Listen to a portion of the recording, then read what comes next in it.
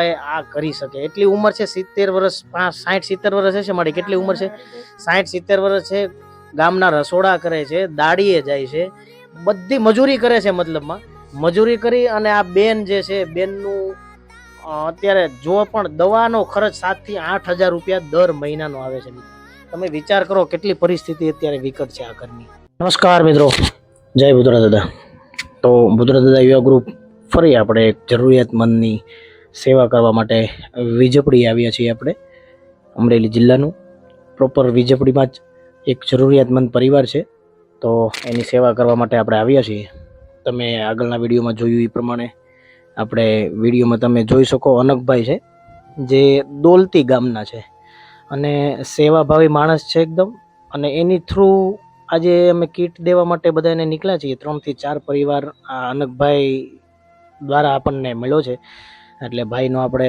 ખૂબ ખૂબ આભાર માનશું ભૂતરા દાદા યુવા ગ્રુપ કે જે 3-4 પરિવાર જે પણ કોઈ છે એની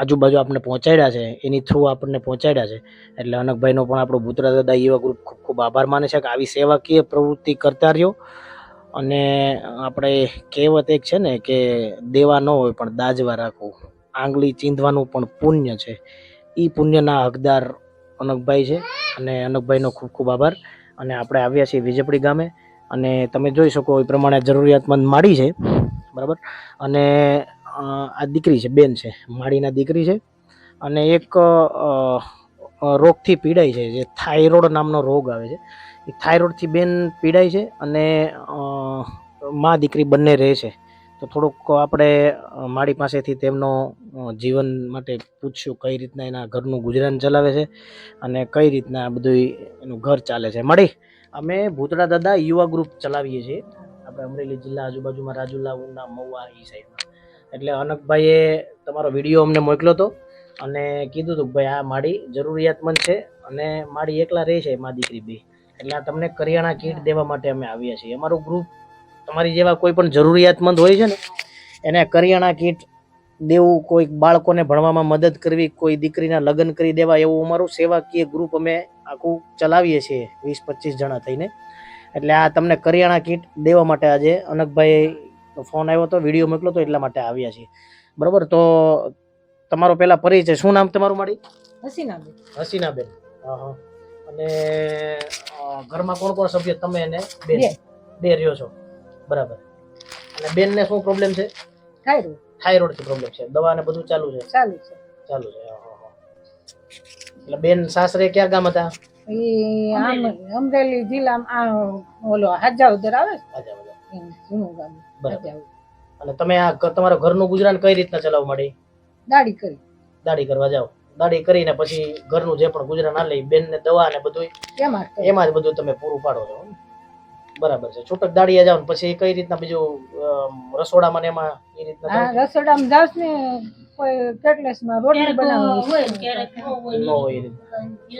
બાકી આપણી વિધિમાં પેન્શન આવશે 1200-1250 તો તમે જાણ્યું એ પ્રમાણે આ રીતના માડી છૂટક મજૂરીમાં જાય છે અને કેટરેસમાં કોઈ પણ રોટલી બનાવી કે એ રીતના પીરસવા માટે કે પછી આ રીતના કેટરેસમાં જઈ અને તેના ઘરનું ગુજરાન ચલાવે બેન ને દવા ચાલુ છે ને માડી મહિનાનો ખર્ચ કેટલો આવતો હશે દવાનો 5,500-6,000 જેવો મહિનાનો ખર્ચ આવી જાય બેન હા ખાલી 8,000 રૂપિયા ખાલી અમારા જવા આવવાના દવાના 8,000 ફાઇલ છે ઓહો પડીએ સાહેબ મહુવા પડીએ સાહેબ ને અહીંયાથી તમે દવા ખાલી રિપોર્ટ છે અને 2400 ઉપરની દવા થઈ અને જે ભાઈ આમ ઓળખીતા છે ને ગરીબ જોઈ ને મને અમને જે કે તમારે જવું હોય ને ત્યારે તમારે મને કહેવાનું તો એ ભાઈ ખોટ ખાઈને 200 રૂપિયા અમને 800 રૂપિયા મોવા લઈ ગયા અને પાછા પરવેલને મૂકી કેમ કે તમે કીધું એમ દેવાનો પણ દાજવા હોય એમ ઘણા સેવાભાવી માણસો હોય છે કરવા વાળા ઘણા છે દુનિયામાં ના અને બીજું શું કહેતો હતો બેન કે તમે અત્યારે અહીંયા જ છો સાસરે નથી તમે 3 વર્ષથી અહીંયા છું બરાબર 3 વર્ષથી અહીંયા છું મારી મમ્મી મારું દવા દારૂ જે પણ હોય મારો ખર્ચો મારો કપડા લતા તે બધું મારી મમ્મી પૂરું પાડે છે બરાબર એ દવાથી માંડીને મારે ખાવા પીવાનું જે પણ હોય બધી વ્યવસ્થા માંડી 5 રૂપિયાનું મારે ખાવાનું કઈ પણ ઈચ્છા થાય તો મારી મમ્મી મારું પૂરું પાડે એની દાડીમાં બરાબર પણ આ ઉંમરે પણ માડી એટલી સેવા તમારી કરે છે મારી બેન. સેવા કરે છે એ લાકડી ટેકે નથી, હું મારી લાકડી ટેકે છું. તમારે તો બેન આ એક મારે મજબૂરી છે ને મજબૂરી લાચારી છે, બધી લાચારી રીતની થઈ ગઈ છે. હવે ક્યાં હું જાઉં?